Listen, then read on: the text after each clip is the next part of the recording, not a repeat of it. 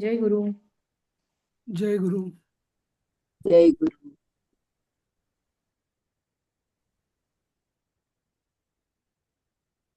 हम्म. तर परवा आपण हा 24वा श्लोक बघितला होता, बरोबर. ब्रह्मार्पणम ब्रह्महविर ब्रह्माग्नौ ब्रह्मणाहुतम ब्रह्मैव तेन गंतव्यम ब्रह्मकर्म समाधिना. जसं मी परवा झाला आहे ना, मला वाटतं आपला सांगून शिकवून झालेला आहे ना हा श्लोक. हो हो. हम्म. पुढे जाऊया मग की कसं काय? हो सर, पुढे जाऊया. Yes yes. कारण हा तसा म्हटलं तर सगळ्यात म्हणजे खूप महत्वाचा श्लोक आहे हा. की अद्वैत ज्ञानाची किंवा अद्वैत भावाची त्याला म्हणतात परम म्हणजे चरमसीमा याच्यात गाठली जाते. हम्म. कारण काय, सगळंच ब्रह्म. जो जो होता जो आहे म्हणजे यज्ञ करणारा यजमान, तो तो पण ब्रह्म. ब्रह्मकर्म समाधीना. नंतर ज्या साहित्याने आहुती दिली जाते ते पण ब्रह्म. ज्या अग्नीमध्ये आहुती दिली जाते ते पण ब्रह्म, तो अग्नी पण ब्रह्म. जी आहुती असते म्हणजे काहीतरी चरू, भात, समिधा, तूप वगैरे वगैरे, ते सगळं ब्रह्म. ती जिथं पोचते ते सुद्धा ब्रह्मच. आणि त्यामुळे जे फळ मिळेल ते सुद्धा ब्रह्मच मिळेल. असं असं सगळं ब्रह्ममय इथं त्यांनी आपल्याला सांगितलेलं आहे.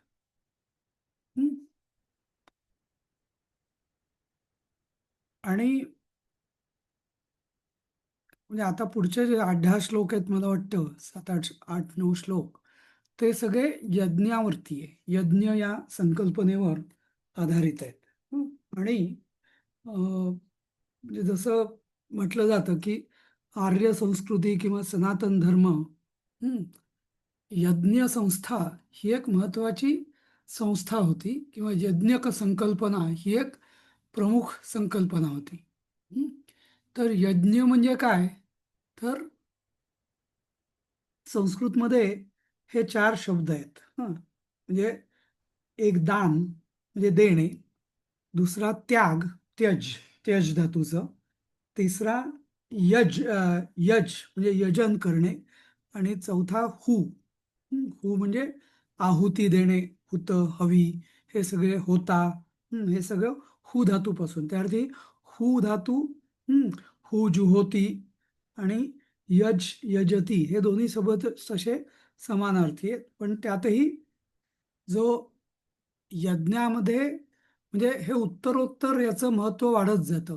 दान, त्याग, यजन आणि हवन. तर काय झालं? भाजी बघत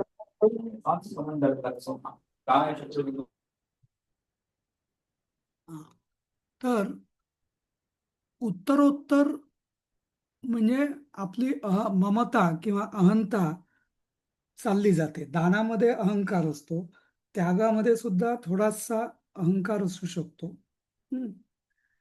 थोडासा यज्ञामध्ये तो एकदम कमी होतो, खूपच अगदी. आणि हवनामध्ये तो भस्मसात होतो.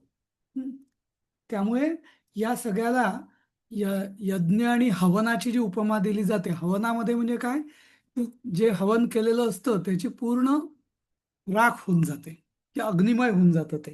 त्यामुळे हे जे हुतम हुतम म्हणजे जे पूर्ण, ज्याचं पूर्ण भस्म झालेलं आहे किंवा जे पूर्ण अग्नीशी एकरूप झालेलं आहे त्याला म्हणजे हुत म्हणजे किंवा म्हणतात. हवी म्हणजे ज्याला, ज्याची आहुती देणार आहोत ते. हुत म्हणजे ज्याची आहुती दिली आणि ते आता अग्नीत एकरूप झालं, ते होतं असं.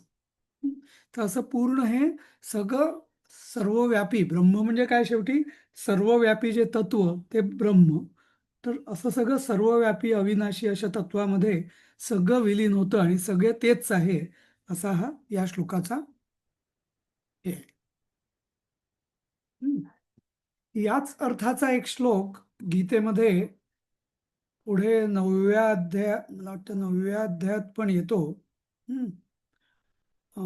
अहम क्रतुरहम यज्ञ असा काहीतरी.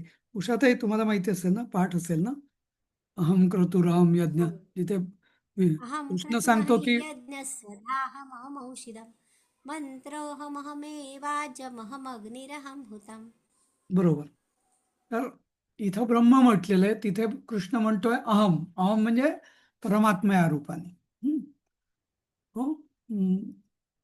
म्हणजे सगळं हे जे आहे तर हे ब्रह्म म्हणजे म्हणजे तिथं जो भाव आहे 9व्या अध्यायात कृष्णाचा, तो म्हणजे मी म्हणजे, कारण तो पुढे मग तो स्वतःचा म्हणजे विभूती योग वगैरे तिकडेच प्रवास चाललेला आहे आपला, म्हणून तो अहम असं या अर्थाने सांगतो की ते सगळं मीच आहे.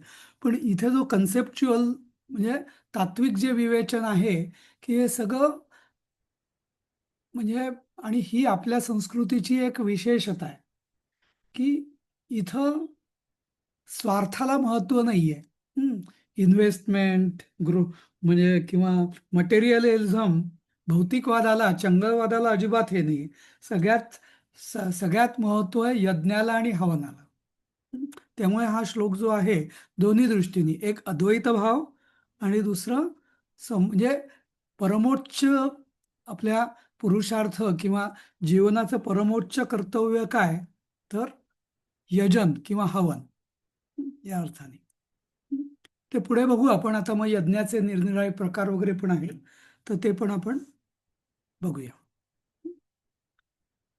जाऊया पुढे.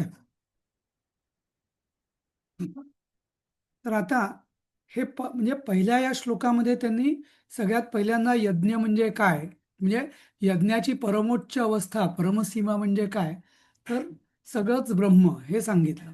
आता पुढं ते एकेका श्लोकांमध्ये यज्ञांचे वेगवेगळे प्रकार आपल्याला भगवान सांगतात. दैवमेवापरे यज्ञं योगिनः पर्युपासते ब्रह्माग्नौ परे यज्ञं यज्ञेनैवोपजुह्वति. तर दैवम एव अपरे यज्ञं योगिनः पर्युपासते. दुसरं ओळ आहे ब्रह्माग्नौ अपरे यज्ञं यज्ञेन एव उपजुह्वति. आता छान सांगितलं या श्लोकामध्ये, आणि जी संस्कृत या भाषेचं जे सामर्थ्य आहे ना ते लक्षात येतं. पहिली ओळ ही आत्मनेपदातली आहे आणि दुसरी ओळ ही परस्मै पदातली आहे, आणि तिथं यज्ञ हे यज्ञेन म्हणजे असं साधन असं वापरलेलं आहे. तर बघूया कसं ते. पहिली ओळ अपरे. अपरे म्हणजे दुसरे काही लोक, किंवा योगी म्हणा. हा, अपरे योगिना म्हणजे दुसरे योगी. दैवम यज्ञम एव पर्युपासते म्हणजे काय, काही योगी हे दैवयज्ञ म्हणजे देवतांचा यज्ञ करतात. देवतांना यज्ञामध्ये देवतांचं अनुष्ठान करतात, देवतांसाठी तो यज्ञ करतात असं. म्हणजे काय, उदाहरणार्थ आता इथं यज्ञ हा संकल्पना जी आहे, आपण इथं यज्ञ म्हणजे त्याग असं समजूया, त्यागाची पुढची अवस्था. तर काही लोक परमेश्वराच्या कृपेसाठी सकाम म्हणा, निष्काम म्हणा, काही म्हणू दे, पण पण बहुतेक देवता जिथे येतात तिथे उपासना मार्ग येतो, आणि तिथे उपासना म्हणजे काहीतरी बहुतेक सकाम भाव असतो बहुत करून. तर विशिष्ट देवतांची उपासना त्या यज्ञात करतात. तसं मग मग त्या देवतांची उपासना म्हणजे देवतांप्रीत्यर्थ यज्ञ करताना त्या यज्ञात लोकांना ते म्हणजे कशाचा तरी त्याग करतील वगैरे वगैरे असं. तर त्या विशिष्ट देवतांकरता करतात की मी आता विष्णूसाठी करतोय शतचंडी म्हणजे देवीसाठी मी यज्ञ करतोय, रुद्रयज्ञ, गणेश याग वगैरे वगैरे असं. हं, की तिथं त्या त्या देवतांच्या प्रीतीसाठी कृपेसाठी हं, त्या प्रसन्न व्हाव्यात म्हणून त्या त्या देवतांप्रित्यर्थ तो यज्ञ केला जातो. हं. आता दुसऱ्या ओळीमध्ये पण पण अपरे परत अपरे आले पण दुसरे काही योगी काय करतात ब्रह्माग्नौ हं, प्रत्यक्ष ब्रह्मरूपी अग्नीमध्ये सप्तमी म्हणजे आता इथं ब्रह्मरूपी अग्नीमध्ये म्हणजे काय आता ते म्हणजे अग्नीला अग्नी मानत नाहीयेत. हं, ते अग्नीलाही ब्रह्मच मानतायत. आधीचं जे देवतांप्रित्यर्थ जो अग्नी असतो यज्ञाचा, त्यात ते जे यज्ञ करणारे असतात ते काय समजतात की या यज्ञामध्ये मी आहुती देतोय तर अग्नीद्वारा ती त्या त्या देवतांना पोचेल, विष्णूला पोचेल, गणपतीला पोचेल, देवीला पोचेल, मग देवी प्रसन्न होईल वगैरे. हं. पण काही जे योगी असतात ते मात्र अग्नीला म्हणजे ब्रह्मरूपी अग्नीमध्येच हं, ब्रह्मरूपी अग्नीमध्ये हा यज्ञेन एव यज्ञम उपजुह्वती. हा फार एक कन्सेप्ट आहे चांगला की यज्ञेन एव यज्ञम यज्ञानीच यज्ञ करतात.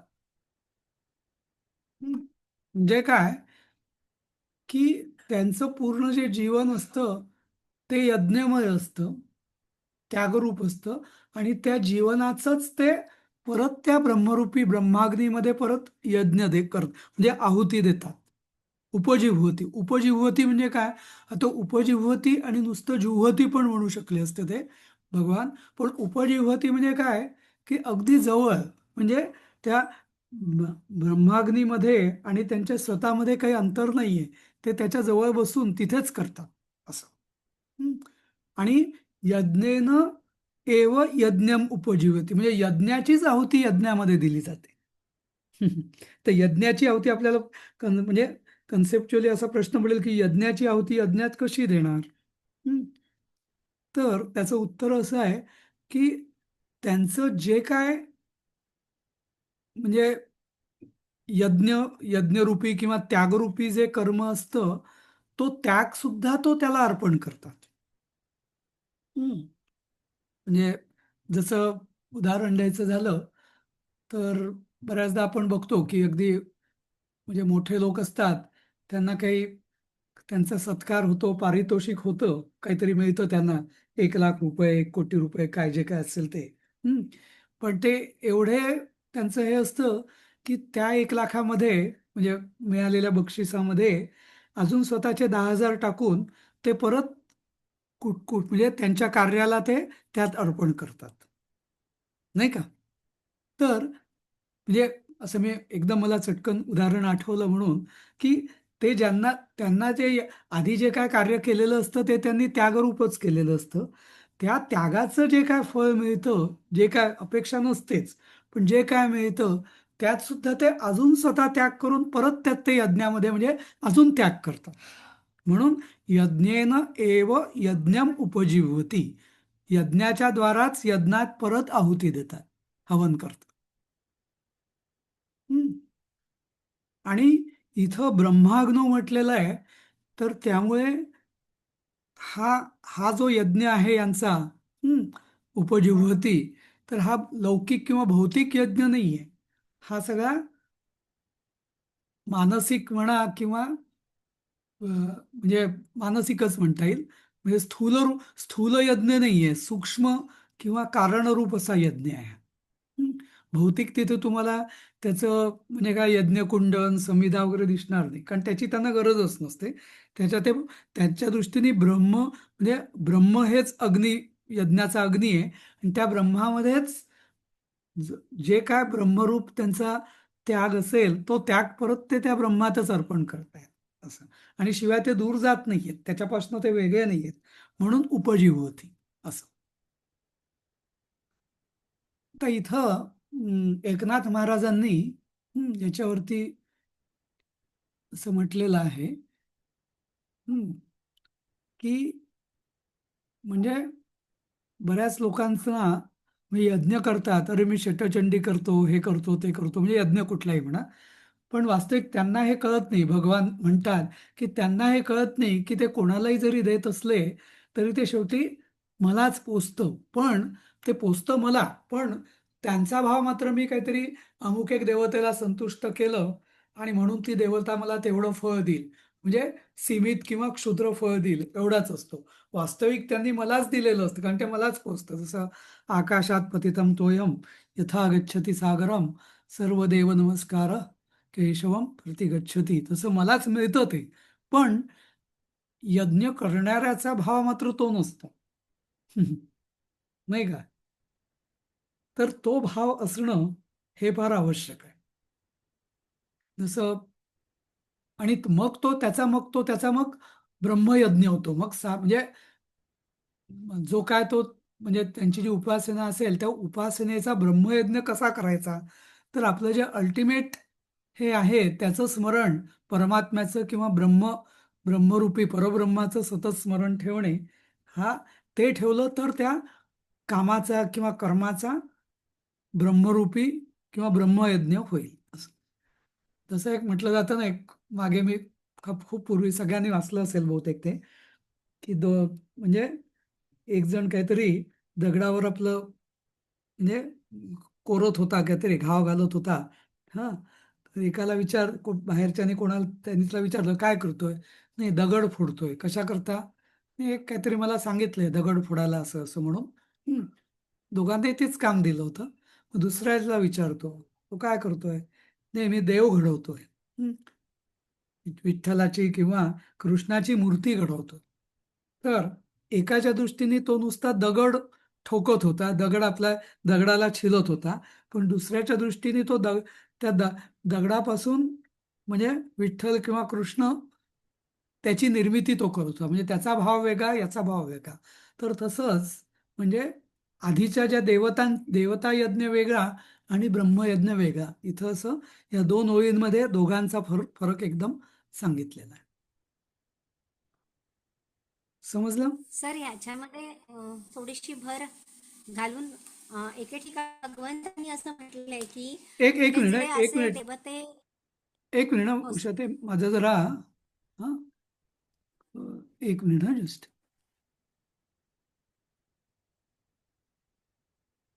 हा, आता बोला. हा हा म्हणजे आता आपलं जे चाललंय देवतांसाठी, देवतांना प्रसन्न करण्यासाठी यज्ञ यज्ञ करणाऱ्यांबद्दल. तर हम्म. आणि जरी एखाद्या देवतेसाठी यज्ञ केला तरी तो मलाच पोहोचतो असं भगवंत म्हणतात. पण त्या ठिकाणी असंही म्हटलेलं आहे की म्हणजे त्यांचा भाव, तुम्ही आता म्हणालात ना, त्यांचा भाव तसा नसतो, म्हणजे परमात्म्याच्या संदर्भातला भाव नसतो, तर त्या देवतेपुरता मर्यादित असतो. म्हणून मग परमेश्वर म्हणतो की तेवढंच, म्हणजे त्यांचा जेवढा भाव आहे तेवढंच त्यांना त्याचं फळ पण मिळतं. बरोबर. म्हणजे जसं देवतेपुरताच तो यज्ञ करतात. हा. यो यथा माम तर त्यांना भावयंती, हा तसं. हा आधी आधी तर आपला म्हणजे श्लोक झालेला त्यांनी आहे ना, जर थोडा. तिसऱ्या अध्यायात. हो. तिसऱ्या हा. यो यथा माम, तसं. बरोबर. एका अर्थाने तसंच आहे. म्हणजे ती ब्रह्मत्वाची भावना ही डोक्यात सतत असणं, हे खूप महत्वाचं आहे. साध्या यज्ञाचं रूपांतर जरी करत असले तरी त्या यज्ञाचं रूपांतर ब्रह्मयज्ञात करण्यासाठी ती म्हणजे ब्रह्मत्वाची कल्पना ही असणं आवश्यक आहे. असं. आणि आपण जे चांगला फरक जो सांगितला आत्मनेपद आणि परस्मैपद, त्यात पहिला जो भाग आहे तो स्वतःसाठी करतात आणि दुसरा भाग आहे तो स्वतःसाठी नाही तर दुसऱ्यांसाठी किंवा बरोबर, अगदी बरोबर, परमात्म्यासाठी. अगदी. तेच मी सांगणार होतो. या. विसरलो, मग पुढे ओके. त्याचा अर्थ सांगायचं मी चांगलं विसरलो. सांगितलं. हा, पण त्याचा अर्थ नाही नाही तो आहे चांगलं. की या. संस्कृतमध्ये परस्मैपद, आत्मनेपद जी रूपं असतात त्याचं फळ त्याला मिळतं. त्याचा परिणाम. पण परस्मैपदामध्ये त्याला त्या फळाची पण अपेक्षा नसते. असं. असं. बरोबर. चांगला तुम्ही पॉइंट हा केला परत. हा हम्म. बरोबर. ठीक आहे. अजून अजून आहे यज्ञावर अजून चर्चा, बघूया आपण पुढच्या श्लोकात. हम्म. हम्म. आता आधी तर आपण नुसता तो यज्ञ बघितला, नंतर मग देवता यज्ञ आणि ब्रह्मयज्ञ कसा तो बघितला. आता अजून अजून ते मानसिक यज्ञामध्ये जात आहेत. हा, कसं? श्रोत्रादीनिंद्रियाण्यन्ये संयमाग्निषु जुह्वति शब्दादीन विषयानन्य इंद्रियाग्निषु जुह्वति. तर श्रोत्रादीनी, तर श्रोत्रादीनी इंद्रियाणी म्हणजे काय? श्रोत्र म्हणजे कान. तर आता कान वगैरे हे जे इंद्रिय आहेत, ही सगळी आपली ज्ञानेंद्रिय आहेत. कुठली? श्रोत्र म्हणजे कान, ज्यांनी आपण ऐकतो शब्द. नंतर स्पर्श, तर दुसरं ज्ञानेंद्रिय त्वचा. नंतर रूप, म्हणजे नंतर तिसरं आहे डोळे म्हणजे नेत्र, की ज्याने आपण रूप किंवा तेज ग्रहण करतो. हां, नंतर नासिका, ज्याने आपण किंवा घ्राणेंद्रिय, की ज्याने आपण वास येतो आपल्याला. हां, आणि शब्द स्पर्श रूप, नाही सॉरी, त्याच्या आधी रसना म्हणजे जिव्हा, हां, की ज्याने आपलं रस ग्रहण करतो आपण. आणि पाचवं आहे नाक, घ्राणेंद्रिय, की ज्याने आपण गंध ग्रहण करतो. तर ही सगळी इंद्रिय, की म्हणजे ही सगळी जी इंद्रिय आहेत, हां, तर अन्य काही लोक म्हणजे अजून काही लोक ही श्रोत्रादीनी इंद्रियाणी अन्ये संयमाग्निषु जुह्वति. काही लोक काय करतात? या इंद्रिय जी आहेत, तर ती संयमरूपी अग्नीमध्ये त्याची आहुती देतात. बघा आता किती म्हणजे किती सुंदर संकल्पना आहे आपल्या धर्मामध्ये, की संयम कर असं नव्हे. तर संयमरूपी अग्नीमध्ये इंद्रियांची आहुती. म्हणजे मग काय होतं? एकदा संयमरूपी अग्नीमध्ये आहुती दिली की त्या इंद्रियांचं भस्म होणार. म्हणजे इंद्रियांना पण, इंद्रियांचा जो म्हणजे भौतिकदृष्ट्या ती इंद्रिय राहतील, पण त्या इंद्रियांचं जे कर्म आहे, म्हणजे इंद्रियांचं जे काम आहे, तेच नाहीसं होऊन जाईल. त्यांना कामच उरणार नाही, कारण कन्सेप्च्युअली ती इंद्रिय राहिली नाही आहेत, फक्त फिजिकली राहिलेली आहेत असं. तर काही लोक काय करतात? संयमरूपी अग्नीत या ज्ञानेंद्रियाचं हवन करतात. हवन करतात म्हणजे काय? त्याचं भस्म करतात. भस्म करतात म्हणजे काय?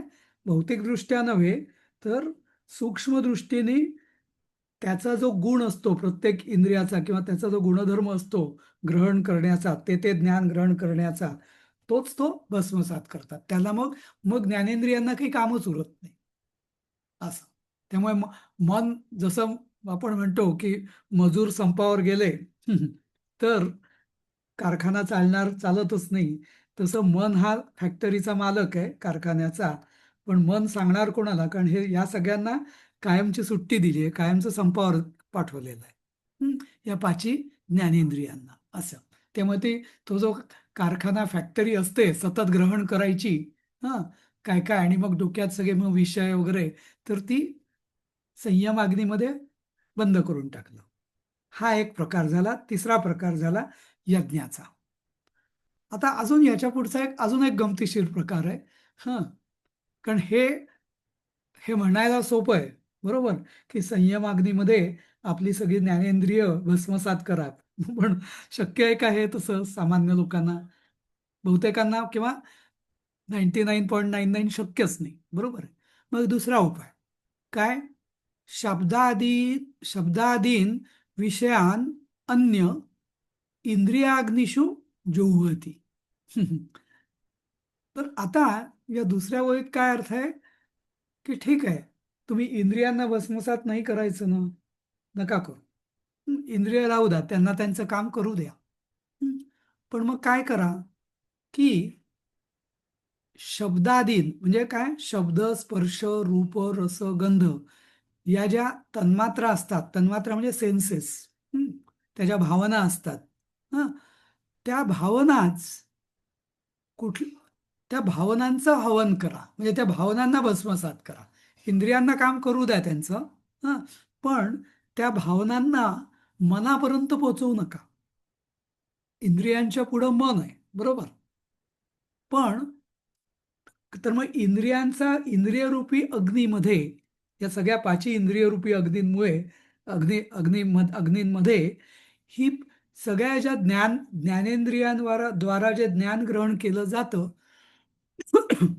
तर शब्द स्पर्श रूप रस गंध तन्मात्रा ज्याला म्हणतात, पंचतन्मात्रा, त्या तन्मात्रांचं त्या इंद्रियरूपी अग्नींमध्ये हवन करा. हवन करा म्हणजे काय करा, की त्यांना मनामध्ये पुढे जाऊ देऊ नका. म्हणजे जसं मी आधीचं उदाहरण दिलं कारखान्याचं. तर म्हणजे कामगार लोक काम करतायत, पण तो त्यांचा जो सुपरवायझर आहे, तर तो ते काम येतंय, पण तो सुपरवायझर ते झालेलं काम किंवा तयार माला पुढे डिस्पॅच करत नाहीये, बाहेर माल काढतच नाहीये, तो तिथेच ठेवतो. असं. आणि हा जो योग आहे, हा संसारात राहून पण करण्याजोगा आहे. पहिला जो योग आहे ना, श्रोत्रादीन इंद्रियाण्यन्ये संयमाग्निषु युहती, तर याच्याकरता संन्यास घ्यावा लागेल. कारण संसारात राहून तुम्ही ज्ञानेंद्रियांना बंद कसं करू शकणार? नाही. पण संसारात राहून तुमची इंद्रिय कामात ठेवून त्यांना ते जे विषय ग्रहण करतात तन्मात्रा, त्या तन्मात्रातून तुम्ही मात्र त्या इंद्रियरूपी अग्नीमध्ये भस्मसात करू शकता. म्हणजे त्याचा परिणाम मनावर होऊ द्यायचा नाही.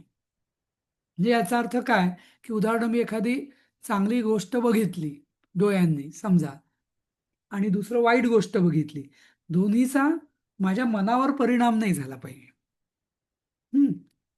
कारण त्या इंद्रियांनी, डोळे हे माझं इंद्रिय आहे, डोळे रूप किंवा तेज ग्रहण करतं, जे मला दिसतं ते मी डोळ्यात घेतो आणि डोळ्यातच त्याला संपवून टाकतो, बरोबर? कानाने मी जे चांगलं ऐकतो, वाईट ऐकतो, ते कानातच संपवतो.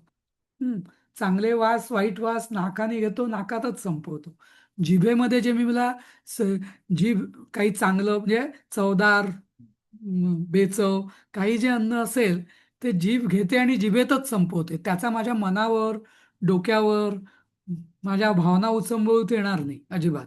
कारण भावना या अंतःकरणाशी संबंधित आहे, बरोबर? मन बुद्धी अहंकार वगैरे, पण तिथे ते जातच नाहीये. त्या इंद्रियरूपी अग्नीमध्ये ते विषय भस्मसात झाले, असा त्याचा अर्थ. समजलं? आणि हा जो योग आहे, दुसरा योग, हा कर्मयोगाचा आहे. कर्मयोगी हा योग निश्चित करू शकतो. म्हणजे या इंद्रिय अग्नींमध्ये तन्मात्रांचं हवन, हे गृहस्थाश्रमाला शक्य आहे. असं समजलं? सर, प्रश्न असा पडतो हम्म की एखाद्या गोष्टीची माहिती आपल्याला केव्हा होते, की जेव्हा आपलं मन त्या इंद्रियाबरोबर असतं. म्हणजे आता मी हे पुस्तक वाचतेय, तर मला ह्यातला अर्थ केव्हा कळेल, की माझं मन माझ्या डोळे ह्या इंद्रियाबरोबर असेल, तरच मला या पुस्तकातील जे काही लिहिलेलं आहे त्याचा अर्थ मला कळेल. तर मग हे कसं शक्य आहे, की ह्या तर तन्मात्रा आहेत, ह्या तर भावना आहेत सगळ्या. तर हम्म जर मनच तिथे उपस्थित नसेल, तर ह्या भावना आपल्याला समजणार कशा आणि त्यांचं हवन करणार कसं? हम्म.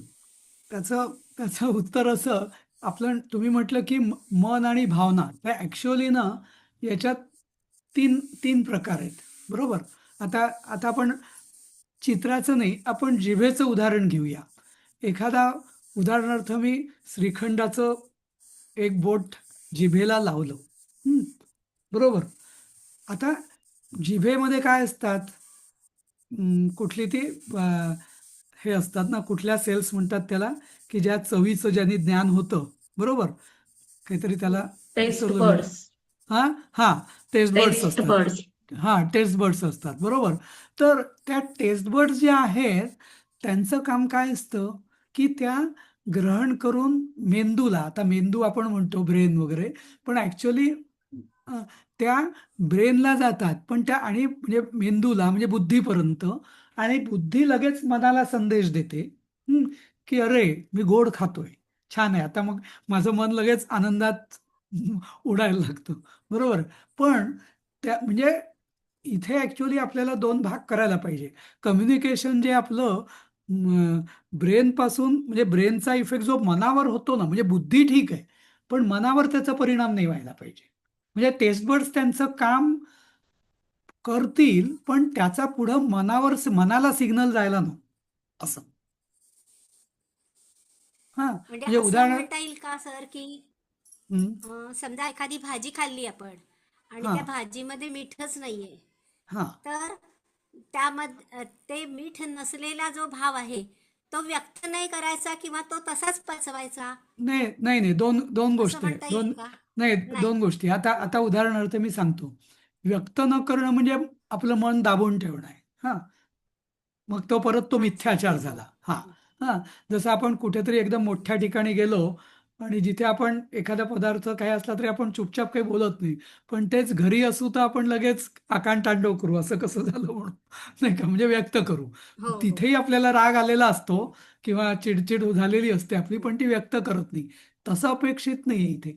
इथे माझ्या मनावरतीच परिणाम नको व्हायला, म्हणजे माझ्या दृष्टीने तो भावच नाही. जसं वदनी कवळ घेता जाण, म्हणजे सहज हवन होते जाणी जे यज्ञकर्म, म्हणजे ते यज्ञकर्म जर झालं, यज्ञकर्म म्हणजे काय, हाच तो म्हणजे वदनी.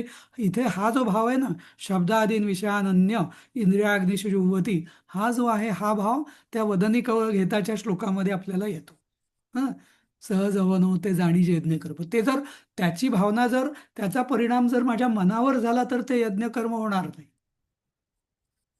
हं, कारण तिथे मग आसक्ती आली, अहंकार आला, नाही का. एकदा मी, मला मला असं कसं मिळालं, मला म्हणजे मला हे चालत नाही, मला तिखट कमी लागतं, मला जास्त गोड लागतं वगैरे वगैरे सगळं, नाही का. किंवा माझं मन विचलित झालं मुख्य म्हणजे. बरोबर. पण त्यामुळे तो वदनी कवळ घेता हा जो श्लोक आहे तो अक्षरशः या दुसऱ्या ओळीचा प्रॅक्टिकल आहे तो. नाही का. म्हणजे असं नाही की माझ्या म्हणजे टेस्ट बर्ड्स मारून टाकायच्या का, मी बहिरा व्हायचं का, नाही, म्हणजे मूढत्व नाही अपेक्षित इथं. मी मूढत्व नाही अंगीकारायचंय. हा, तो वेगळा भाग आहे. मग मग बहिरा माणूस चांगला असं का नाही, बहिरा किंवा मुका माणूस किंवा असा तो, किंवा आंधळ्या माणसातच छान आहे असं नाही. इथे आपण आंधळही व्हायचं नाहीये, बहिरं पण व्हायचं नाहीये. हा, म्हणजे विषय ग्रहण करणे आहे, पण विषय जे आहेत ते म्हणजे विषयांना पुढे त्याचा परिणाम पुढे पाठवायचा नाही, म्हणून ते इंद्रियाग्निषु जुह्वती असं म्हटलेलं आहे. बर. हं? तर ठीक आहे. अजून थोडं स्पष्ट करा, म्हणजे नाही समजलं अजून एवढं असं. पहिली ओळ नाही समजली की दुसरी ओळ नाही? त्याप्रमाणे मग मी सांगतो. हं? कुठली ओळ नाही समजली, पहिली की दुसरी, मनीषा? म्हणजे ते जे तुम्ही पहिली समजली. सांगितलं ना, हं, मेंदू पर्यंत गेलं, बुद्धीने मनाला आदेश दिला, हं, बुद्धीपर्यंत ठीक आहे, पण हं. बुद्धी मग मनाला सांगते ना, तर ते थोडस डिस्क्राईब करा, ते नाही कळलं. हां. तर आता म्हणजे जसं ज्याला न्यूरोलॉजिकल प्रॉब्लेम आहे ॲक्च्युली, म्हणजे की कसं होतं की आपण डोळे जे आहे डोळ्यात, किंवा जिभेचंच म्हणूया, आपण जिभेचंच उदाहरण पुढे करूया, की आपले जे म्हणजे चव घेणाऱ्या ज्या ग्रंथी आहेत जिभेमधल्या, एखादा पदार्थ मी हम्म, गोड तिखट जिभेवर ठेवला रे ठेवला की त्या ग्रंथी त्यांचं काम हम्म, करतात. बरोबर. त्या ग्रंथी लगेच त्या त्याचं जे मेंदूत केंद्र जे असेल त्या केंद्रामध्ये संदेश जातो की गोड पदार्थ आलेला आहे तोंडामध्ये. बरोबर. किंवा तिखट आलेला आहे हम्म, किंवा हम्म, बेचव आलेला आहे असं. म्हणजे ते ज्ञान हम्म, ज्ञान प्राप्त झालं. पण खरा प्रॉब्लेम हम्म, कुठे आहे? प्रॉब्लेम ज्ञानाला नाहीये. प्रॉब्लेम कुठे होतो सगळा, की त्या ज्ञानाचं रूपांतर जेव्हा चित्तवृत्तींमध्ये होतं, म्हणजे माझ्या चित्तवृत्तींचा हम्म, क्षोभ होतो, म्हणजे मला एकतर उचंबळून येतं किंवा मला एकदम राग येतो किंवा मी एकदम हताश होतो, हे हम्म, काय इथे कुठे आलो.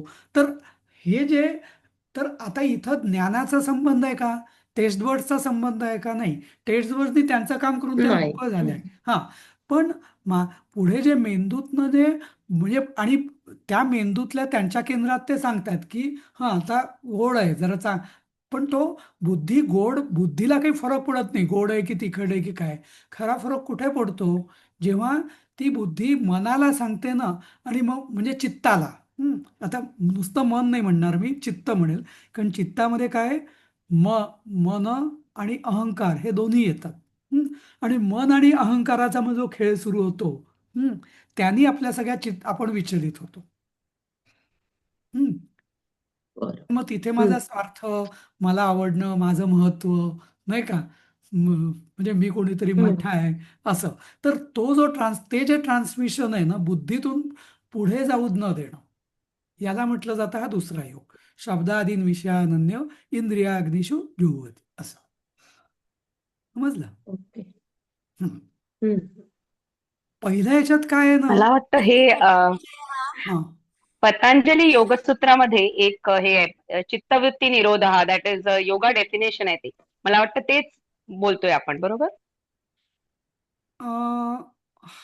हा, दोन्ही येईल. म्हणजे चित्तवृत्तींचा निरोध म्हणजे योग असं त्याच्यात हा, आहे. पण त्याच्यामध्ये ना पहिल्या आणि दुसऱ्या दोन्ही ओळींचं त्याच्यामध्ये हे येतं त्या योगामध्ये, असं मला वाटतं. हा, की त्याच्यामध्ये जसं जो संन्यास मार्गामध्ये जसं हे असतं की नाही, तुम्ही त्या म्हणजे तुम्ही त्या इंद्रियांवरच काबू करा म्हणून संन्यासी काय करतो?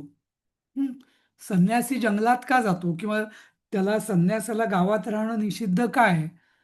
कारण तो म्हणजे त्याच्या समोर हे चांगलं पदार्थ, चांगलं गायन, चांगले वास, चांगलं खाणं पिणं, हे सगळं त्याच्यासमोर नकोच आहे. चांगलं घर, गाद्या उश्या वगैरे हे नकोच आहे.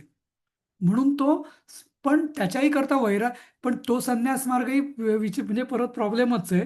कारण तो तिथे जाऊन जर मनाने जर परत यांचं चिंतन करत असेल, मग परत ते आपण आधी वाचलेले की त्याला आपण मिथ्याचार म्हणतो. बरोबर? की म्हणजे इंद्रिय तर त्याची संयम केलेला आहे, पण मन त्यातच गुंतलेलं आहे. त्यामुळे तो मिथ्याचार होऊ शकतो त्या मार्गामध्ये. हां, म्हणजे ते अपेक्षित नाहीये पहिल्या ओळीमध्ये. हां, त्या पहिल्या ओळीत खरोखर त्यांनी संयम केलेला आहे आणि तो इंद्रियांना त्या वापरतच नाहीये. चांगलं बघण्यापासून, चांगलं खाण्यापासून, चांगलं ऐकण्यापासून त्यांना तो संधीच देत नाही इंद्रियांना, आणि त्याच्याबद्दल तो विचारही करत नाही. ते झाली पहिली ओळ. दुसऱ्या ओळीमध्ये तो सगळं चांगलं खातोय, चांगलं ऐकतोय वगैरे, पण ते बाह्य दृष्टीने त्याच्या मनावर काहीही फरक होत नाही. हा फरक आहे. त्यामुळे एका दृष्टीने ते दोन्ही चित्तवृत्ती निरोधच आहे, पण ते इंद्रियांचा निरोध आहे की मन आणि चित्त यांचा निरोध आहे. हा, यावरनं म्हणजे हा फरक आहे दोन योगांमध्ये किंवा दोन ओळींमध्ये असं. मला तिथं त्याचं स्पष्टीकरण काय दिलंय भाष्यकारांनी ते माहिती नाही, त्यामुळे मी सांगू शकत नाही त्याचा अर्थ नक्की काय दिलेला आहे ते. परिणाम दोघांचाही एकच येईल कदाचित, बहुतेक. असं. ठीक आहे. तर म्हणजे यज्ञात आहुती देण्याचा प्रकार वेगळा का? म्हणजे की पहिल्या याच्यामध्ये फक्त मनावरती नियंत्रण करायचं की म्हणजे सगळ्या इंद्रियांवरती, हम्म. आणि दुसऱ्या ह्याच्यात म्हटलंय की आपल्याला जे हवंय ते खायचंय, ऐकायचंय, पण त्याचा मनावरती फारसा परिणाम नाही करून नाही नाही, घ्यायचाय. आपल्याला हवे ते नाही, जे जे समोर येईल ते. हम्म. ते कशाला हा. पाठ फिरवायची नाहीये. ओके, पण जे येईल ते हम्म. त्याचा म्हणजे विसरलो मी काय खाल्लं ते. जसं आपण म्हणतो ना की कुठलाही जो प्रसाद असतो, प्रसादाची आपण चिकित्सा कधी करू नये असं म्हटलं जातं, नाही का? कोणी प्रसाद दिला, नाही करत. हा. हा, तो भलेही अगोड असेल, जास्त गोड असेल, तेलाने पसपसलेला, म्हणजे उदाहरण देतो मी, खूप तेलकट असेल, तुपकट हो, असेल, बरोबर. पण त्याची आपण चिकित्सा करणं अपेक्षित असतं का? नाही. काही लोक ते पण करतात, पण किंवा मनात त्यांच्या विचार नाही. येतात, अरे हा प्रसाद चांगला आहे, हा प्रसाद वाईट आहे, तिकडे खूप चांगला प्रसाद मिळतो. हा हा हे वाक्य एवढं विचित्र आहे, चांगला प्रसाद मिळतो म्हणजे काय? हा. नाही का? हा. हा, म्हणजे तर त्यामुळे जर प्रसाद हा चांगला आणि वाईट हा नसतोच ना, प्रसाद हा प्रसाद असतो, नाही का? तसं. बरोबर. तर त्या भावनेनीच हे सगळं. पण म्हणजे जी भावना आपण प्रसाद या